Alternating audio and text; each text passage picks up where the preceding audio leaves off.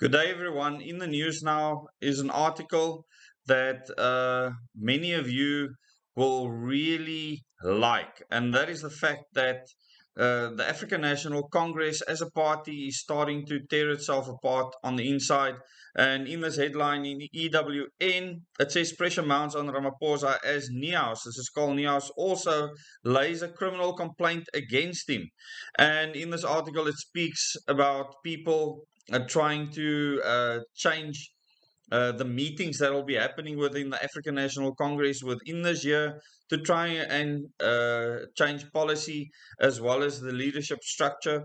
They realize that in the 2024 national elections, there's a very good chance that they will not have the outright majority, which will change the politics for the first time in the country in the current system since 1994, and definitely makes it very exciting for the political analysts out there, where at the end of the day, we need to change that system completely.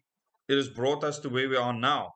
And in this article, it says some members, including suspended African National Congress Secretary General Ace Magashule's ally, Carl Niaus, have also laid a criminal complaint against Ramaphosa. An internal campaign in the African National Congress for the party to part ways with its president Cyril Ramaphosa continues. So this is within the ANC. Some members, including suspended Secretary General Ace Magashule's ally Carl Niaus, have also laid a criminal complaint against Ramaphosa. It doesn't specify what the complaint is.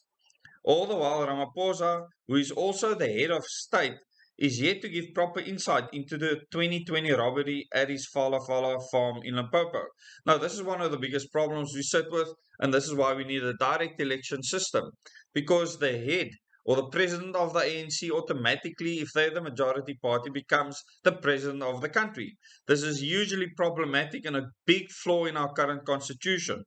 And that is why we need to change the constitution to one where we can directly elect our leaders. He's also refused to divulge how much money was stolen and what currency the money was in. So he has said absolutely nothing publicly when he is the head of state. The president's inability to take the country into his confidence over the Fala Fala farm robbery has left the country's imagination running wild. So you can imagine all the conspiracy theories coming up with. Well, this is certainly a conspiracy. Something was conspired, and people need to know which theory actually holds true. This is a perfect recipe, according to some of his comrades, to mount an attempt to have him booted out of power. Now, this is within the ANC. In other words, if he ceases to be the ANC president, then he ceases to be the president of the country. He will be forced to step down, which means that our constitution is a complete farce and the intention of the constitution cannot be upheld in the current system. Petitions, posters, and letters, some of which form part of what they call here a disinformation campaign, abound, with some pushing to turn the upcoming ANC policy conference into a national general council. And this is the crux. The fact that they want to change this policy conference into a national general council is profound. The National General Council, if granted, allows for the review of both its leaders and approach to policies. It is here where those opposed to Ramaphosa wish to get rid of the step aside the resolution and to have him removed. But these seen as threats to completely collapse the ANC have been dismissed by some in the party.